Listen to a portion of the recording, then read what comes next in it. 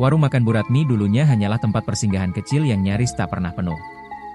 Berada di pinggir jalan dekat kampus, tempat itu dulunya sepi, bahkan sedikit menyeramkan karena posisinya berdampingan dengan lahan kosong yang dipenuhi ilalang tinggi dan bangunan tua terbengkalai. Namun, bagi Arya dan gengnya, Yusuf, Dika, dan Rani, warung itu menjadi tempat nongkrong santai sepulang kuliah. Awalnya karena harga makanannya murah, porsinya banyak, dan Bu Ratmi dikenal ramah, meski sedikit pendiam. Namun dalam 2 bulan terakhir, suasananya berubah drastis. Warung yang dulunya lengang, kini mendadak penuh setiap hari. Bahkan, orang-orang dari luar kampus mulai berdatangan. Mereka rela antre panjang hanya untuk mencicipi makanan di sana. Keanehan ini tidak luput dari perhatian Arya. Ia mulai memperhatikan bahwa para pelanggan terlihat terlalu menikmati makanan yang disajikan, bahkan dengan cara yang aneh. Beberapa sampai menjilat piring, mata terpejam seperti sedang kesurupan kenikmatan. Kayak ketagihan, pikir Arya. Rasa makanan memang meningkat drastis, itu tidak bisa dibantah. Nasi goreng Bu Ratmi kini lebih gurih, soto ayamnya lebih segar, dan sambalnya pedas tapi bikin nagih. Tapi Arya merasa ada sesuatu yang janggal, sesuatu yang membuatnya tak bisa tenang setiap kali makan di sana. Setiap suapan, ia mencium aroma samar yang tidak seharusnya ada, seperti bau amis logam, bercampur bau tanah basah. Teman-temannya tidak merasakannya, bahkan Yusuf sampai membeli bungkus untuk dibawa pulang hampir setiap malam. Mereka menganggap Arya terlalu sensitif. Malam pertama saat mimpi buruk itu datang, Arya terbangun dengan keringat dingin. Ia bermimpi sedang berdiri di dapur warung Bu Ratmi. Di sudut dapur yang gelap, berdiri sosok tinggi yang terbungkus kain kafan.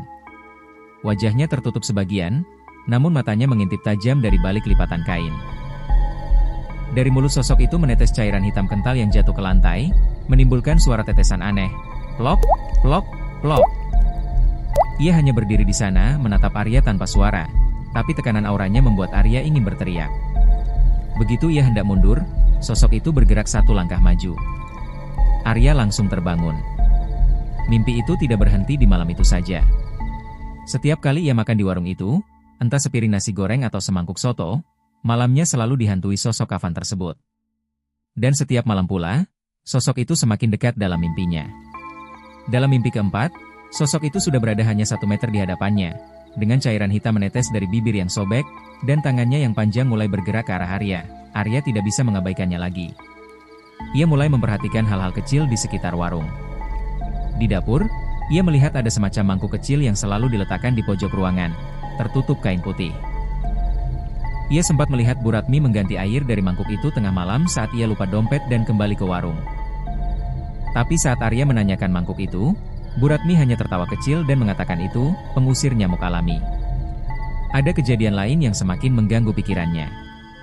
Rani, temannya yang biasanya ceria, mulai mengeluhkan telinga berdengung setiap selesai makan di warung. Yusuf mulai sering mimisan tanpa sebab. Dan Dika, yang paling sering ke warung, mulai berbicara sendiri di tengah malam menurut cerita kakaknya. Semua tanda itu membuat Arya yakin, warung Bu Ratmi tidaklah biasa. Malam itu, Arya memutuskan tidak ikut teman-temannya makan di warung. Ia hanya duduk di kamarnya, mencoba menenangkan diri sambil menuliskan kejadian-kejadian aneh di sebuah catatan kecil. Namun rasa penasaran menggerogoti dirinya. Ia ingin tahu lebih dalam. Maka ia membuka ponsel dan mulai mencari informasi tentang ilmu penglaris, pesugihan, dan, secara kebetulan, menemukan istilah yang mengganggunya, ludah pocong. Salah satu artikel menyebut bahwa dalam praktik ilmu hitam tertentu, ada yang menggunakan media makanan untuk menyebarkan pengaruh magis dari roh gentayangan. Salah satu metode paling langka namun paling kuat adalah dengan menggunakan air liur pocong, diberikan melalui makanan, menyebabkan kecanduan pada pelanggan, dan secara perlahan mengikat jiwa mereka. Mata Arya membelalak saat membaca kalimat itu. Ia teringat mimpi-mimpinya.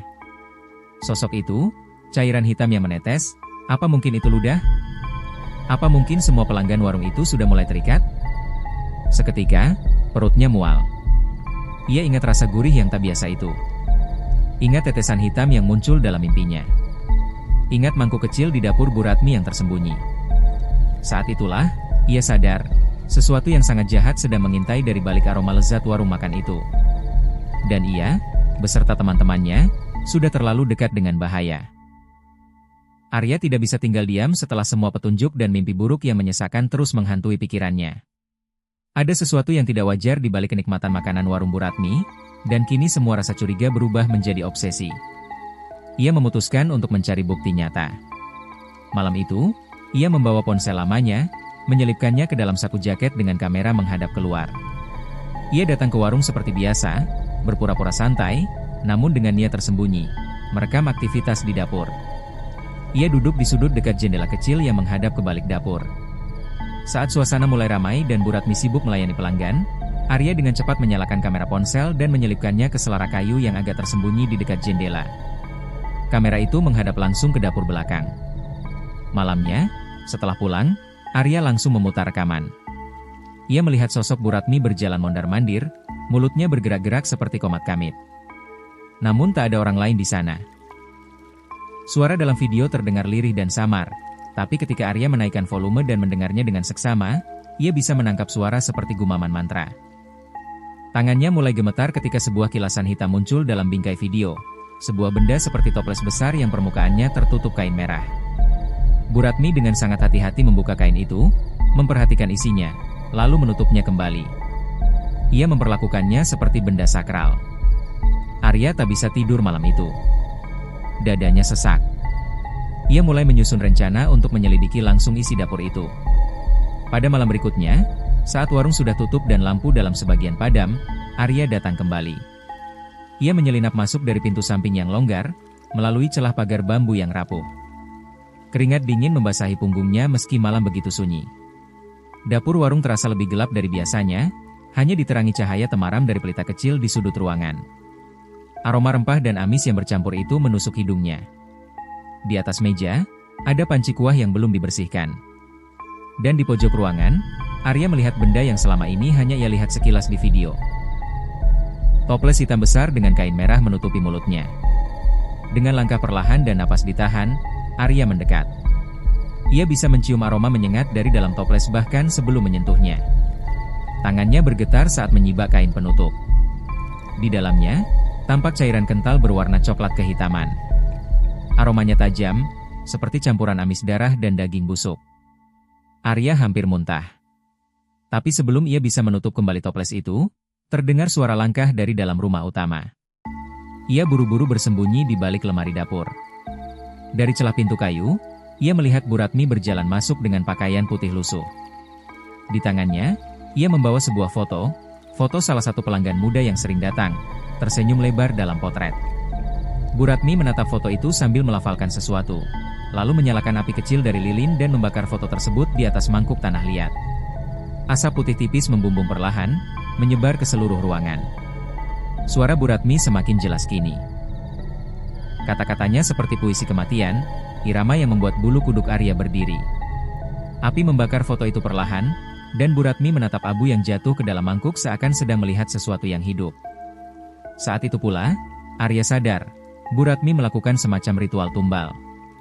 Foto para pelanggan dibakar dan dijadikan bagian dari sesuatu yang lebih besar. Mungkin itulah cara penglaris bekerja, dengan mengikat jiwa orang-orang yang makan di sana melalui makanan yang telah dicampur cairan aneh dari toples itu. Ketika Arya mencoba mundur perlahan dari balik lemari, lututnya tak sengaja menyenggol kaleng kosong. Bunyi dentingan kecil memecah keheningan. Bu Ratmi berhenti. Kepalanya menoleh perlahan ke arah dapur, matanya menyorot tajam ke kegelapan. Arya menahan napas. Ia menunggu dalam diam, berharap tidak ketahuan. Namun tiba-tiba, ruangan menjadi lebih dingin.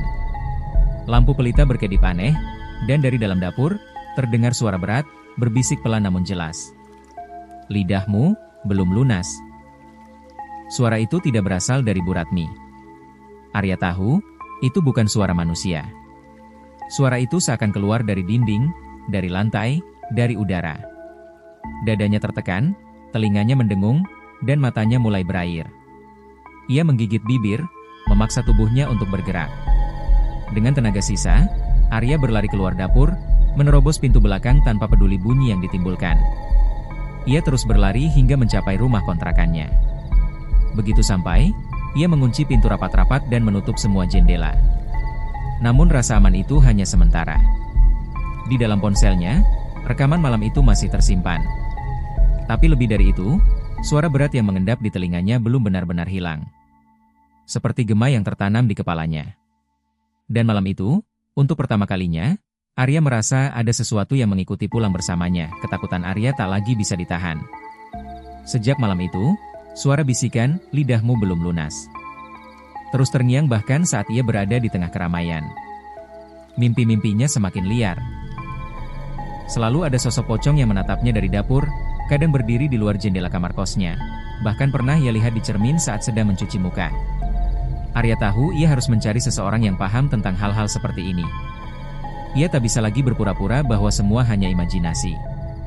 Melalui kenalan sepupunya di desa, Arya akhirnya dipertemukan dengan seorang dukun muda bernama Pak Raji. Tidak seperti bayangannya tentang dukun tua berjubah hitam dan suara serak, Pak Raji justru tampak biasa saja, berpakaian sederhana dengan sorot mata tenang namun tajam. Saat Arya menceritakan semuanya, dari mimpi, rekaman video, hingga cairan dalam toples, Pak Raji hanya mengangguk perlahan, lalu berkata, "Kau tidak sedang dihantui. Kau sudah disentuh oleh sesuatu yang jauh lebih dalam, perjanjian." Arya menelan ludah. Pak Raji kemudian menjelaskan bahwa dari ciri-ciri yang Arya lihat dan alami, cairan kental itu hampir pasti adalah ludah pocong. Bukan sekadar kiasan, melainkan benar-benar ludah dari jasad yang sudah dibungkus kafan dan dikubur. Pocong itu bukan sembarang orang, melainkan mantan dukun penglaris bernama Kasan Jayadi, yang dulunya terkenal di kalangan pengusaha gelap. Ia mati dalam keadaan tergantung, kafannya tidak dilepas karena konon tubuhnya menolak dibersihkan.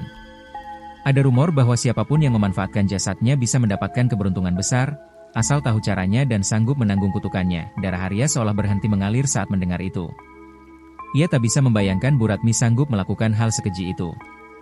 Tapi jika itu memang benar, Arya harus melihat sendiri ke tempat asalnya. Bersama Pak Raji, malam itu juga mereka menuju pinggiran hutan kecil di luar kota, lokasi makam yang disebutkan dalam kisah lama. Tempatnya jauh dari pemukiman, jalan setapaknya hanya bisa dilalui motor dan jalan kaki. Aroma tanah basah dan bunga busuk menyambut mereka saat melewati gerbang kecil menuju kompleks pemakaman tua. Di antara deretan nisan yang sudah hampir tenggelam oleh ilalang, Pak Raji menghentikan langkahnya di depan satu gundukan tanah yang tampak lebih baru meski nisan sudah aus dimakan lumut. "Inilah dia," bisik Pak Raji. "Kuburan Kasan Jayadi." Arya melihat sekeliling dan merasakan hawa yang berat. Angin tak bergerak, dan udara seperti menekan dadanya. Di sekeliling makam, ada sisa-sisa sesajen yang tampaknya belum lama diletakkan. Cangkang telur pecah, kain merah yang sudah membusuk, bunga melati kering, dan lebih mencolok, bekas darah ayam yang mengering di tanah. Di salah satu sisi makam, tanah tampak sedikit tergali dan tak rata. Seperti seseorang pernah membongkarnya, mungkin untuk mengambil sesuatu dari dalam. Pak Raji merunduk dan mengendus bekas tanah. Ritual ini aktif. Seseorang telah mengambil bagian dari jasad ini. Kemungkinan besar, air liur dari mulutnya. Arya ingin muntah. Tapi sebelum ia sempat berkata apa-apa, suara lirih menyerupai angin terdengar dari balik pepohonan. Bukan suara biasa. Seperti desahan panjang, atau napas seseorang yang sangat dekat, padahal tidak terlihat. Pak Raji langsung mengambil segenggam garam dari kantong kainnya dan menebarkannya ke arah makam. "Ini bukan tempat untuk orang biasa, Arya. Kau sudah terlalu dekat. Tapi kita bisa akhiri ini, kalau kau siap bayar harganya." Arya menatap Pak Raji. "Apa maksudnya harga?" "Perjanjian dengan makhluk dari jasad ini tidak bisa diputuskan begitu saja. Kau terikat karena kau pernah menyentuh hasil dari penglarisan itu. Kalau ingin bebas, kau harus ikut serta dalam upacara pemutusan. Tapi jangan salah paham, kutukannya tidak berhenti pada Bu Ratmi. Siapapun yang sudah makan dan merasakan nikmat dari warung itu, ikut disematkan tanda. Dan arwah itu bisa menagih dari siapa saja." Arya menunduk. Ia tahu, ia tak bisa berpaling. Rasa penasaran telah berubah menjadi kewajiban. Ia harus menghentikan ini.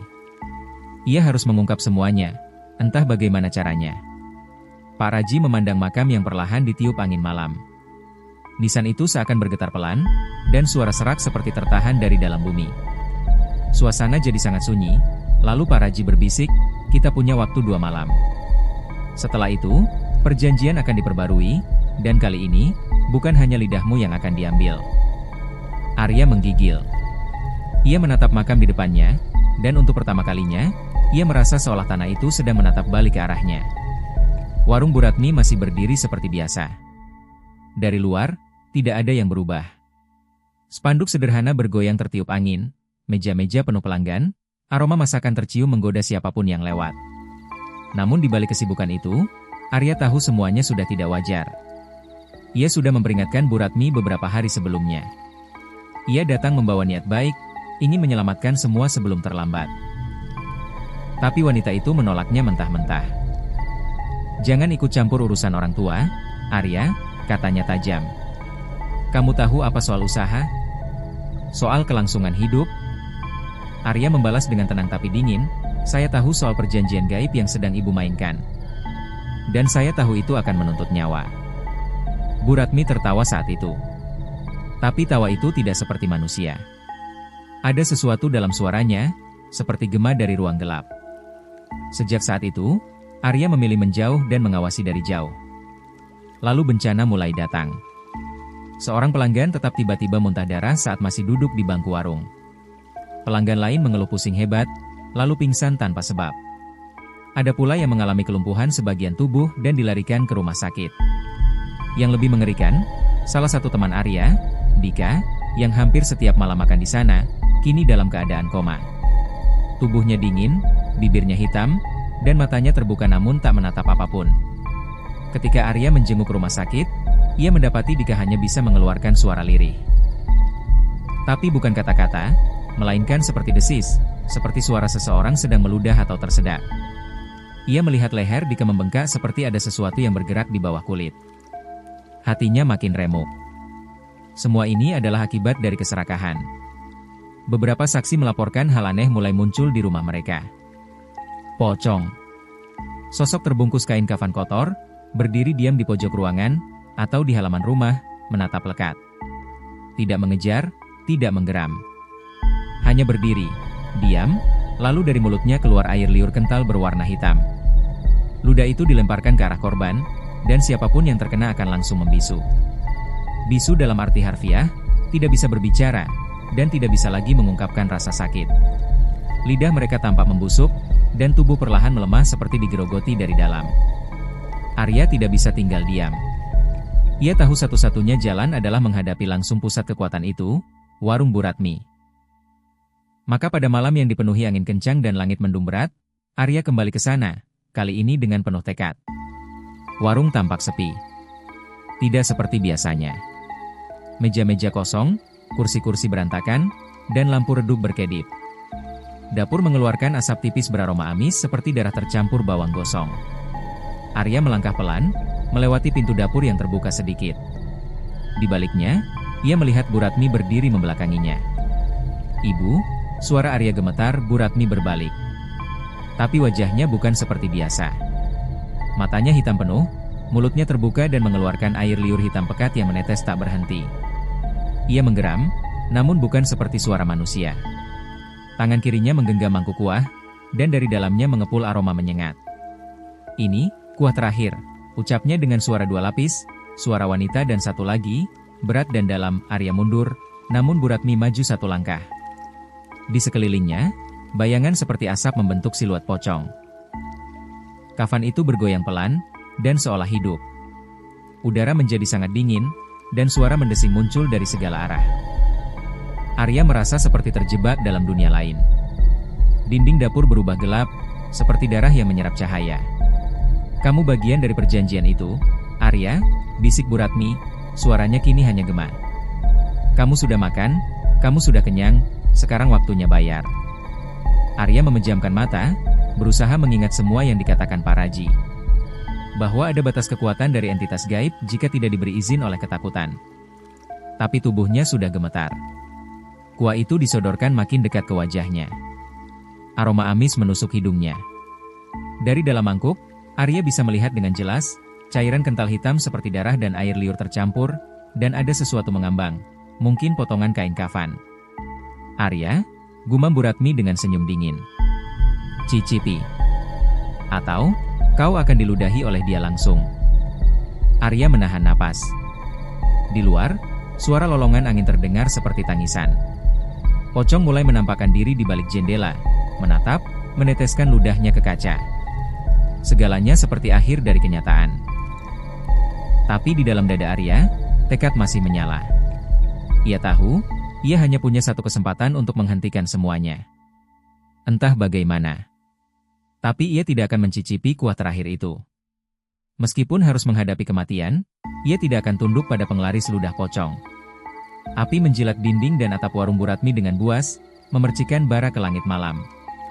Suaranya menderu seperti hembusan makhluk gaib yang akhirnya bebas, atau justru mengamuk karena terusik. Arya berdiri di seberang jalan bersama Pak Raji, tubuh mereka berpeluh, mata terbelalak menatap api yang makin membesar. Mereka tak berbicara. Tak ada yang perlu diucapkan saat nyala api menyapu habis semua jejak kegelapan yang tersimpan di dapur itu. Toples hitam, mangkuk kuah terkutuk, dan sisa-sisa perjanjian haram dengan roh gentayangan. Lalu terdengar suara dari dalam api. Bukan suara kayu retak. Bukan juga benda meledak karena panas. Tapi suara melengking panjang. Seperti jeritan yang keluar dari mulut yang tak lagi memiliki pita suara. Suara pocong. Suara roh mati penasaran yang kini marah. Sangat marah. Jeritannya menggema, seperti masuk langsung ke telinga setiap orang yang menonton api itu, bahkan membuat dua warga setempat pingsan seketika. Arya nyaris muntah, bukan karena asap, tapi karena suara itu terasa menyusup ke dalam tubuhnya. Ketika api akhirnya pada menjelang pagi, yang tersisa hanyalah rangka gosong dan tanah hitam yang mengeras seperti darah kering. Tak ada yang berani mendekat. Bahkan pemadam kebakaran pun menolak memberikan penjelasan. Mereka hanya pergi cepat, dengan wajah tegang dan gelisah. Hari-hari setelah kejadian itu, masyarakat mulai tenang. Tak ada lagi pelanggan pingsan. Tak ada bisikan. Pocong pun tak tampak lagi menatap dari jendela rumah siapapun. Dika, sahabat Arya, perlahan siuman, meskipun belum bisa bicara. Seolah semuanya telah berakhir. Arya mencoba kembali ke rutinitas. Kuliah, membaca, dan malam-malam yang tenang tanpa gangguan mimpi buruk. Tapi satu hal tak bisa ia abaikan, tenggorokannya sering terasa kering, seperti ada lendir menggumpal setiap malam. Ia mengira hanya sugesti, sisa trauma. Sampai suatu pagi, dunia maya kembali gempar. Sebuah video pendek muncul di internet, viral di berbagai platform. Video itu diunggah oleh seorang pengguna anonim. Judulnya hanya, Kenangan Terakhir Makan di Warung Bu Ratmi. Tampaknya diambil beberapa minggu sebelum kejadian pembakaran. Isi video terlihat biasa saja. Si perekam, kemungkinan pelanggan tetap, merekam mangkuk makanannya, mengomentari kelezatan sambal dan kuahnya. Tapi di detik-detik terakhir, saat kamera perlahan diturunkan, muncul bayangan samar di pojok dapur. Pocong. Sosok itu berdiri kaku. Kain kafannya kusut, tubuhnya hitam seperti terbakar. Mulutnya terbuka. Dan dari mulut itu, terlihat cairan kental hitam menetes, lalu dengan gerakan cepat dan mengejutkan, meludah tepat ke arah kamera. Video pun berakhir. Tapi tidak sebelum suara berat terdengar, seperti dari dalam tenggorokan seseorang, berbisik samar namun jelas. Kamu, sudah, makan. Video itu sontak membuat publik kembali panik. Komentar-komentar membanjiri unggahan, kebanyakan bercanda, namun banyak juga yang mengaku merasa mual atau sakit setelah menontonnya. Ada yang mengaku mendengar bisikan saat memutar video. Bahkan beberapa netizen berkomentar bahwa video itu berubah-ubah jika ditonton ulang tengah malam. Arya melihat video itu dengan jantung berdebar. Ia tahu, ini bukan sekadar rekaman biasa. Ini adalah sisa kutukan. Jejak terakhir dari perjanjian gaib yang belum sepenuhnya padam. Pocong itu, meskipun tubuhnya terbakar, tampaknya masih memiliki sisa kekuatan, menyusup lewat ingatan, lewat ponsel, lewat suara. Di malam hari, Arya duduk sendiri di kamarnya, menatap layar laptopnya yang memutar ulang video itu dalam diam. Ia mendengar suara batuk lirih dari tenggorokannya sendiri. Lalu bisikan samar muncul, bukan dari luar, tapi dari dalam tubuhnya. Kau kenyang, ya? Arya menutup laptopnya dengan cepat. Ia berdiri, menggenggam tenggorokannya yang kini terasa seperti diikat sesuatu yang dingin dan licin. Ia tahu, api mungkin telah membakar warungnya, tapi tidak sepenuhnya menghancurkan kutukannya. Dan ketika ia merekam episode terakhir dari kisah ini untuk kanal YouTube-nya, suaranya sedikit serak, namun masih terdengar jelas. Jika kalian pernah makan di warung itu, cobalah dengar, dalam diam kalian sendiri, dari tenggorokan kalian sendiri, mungkin akan ada suara yang berbisik. Bukan milik kalian, tapi milik sesuatu yang menunggu untuk diludahi kembali. Layar pun perlahan menghitam, dengan suara terakhir yang menyelinap masuk ke telinga penonton. Suara napas berat, dan bunyi ludah yang jatuh. Saya Joe, dan ini adalah Radio Horor AI, tempat di mana suara-suara gelap tidak pernah benar-benar hilang. Matikan lampumu. Tapi jangan pernah mematikan kewaspadaanmu. Sampai jumpa di malam yang lain. Jika kamu masih di sini. Jika Anda pecinta horor sejati, subscribe sekarang dan nyalakan lonceng notifikasi agar tidak ketinggalan cerita terbaru.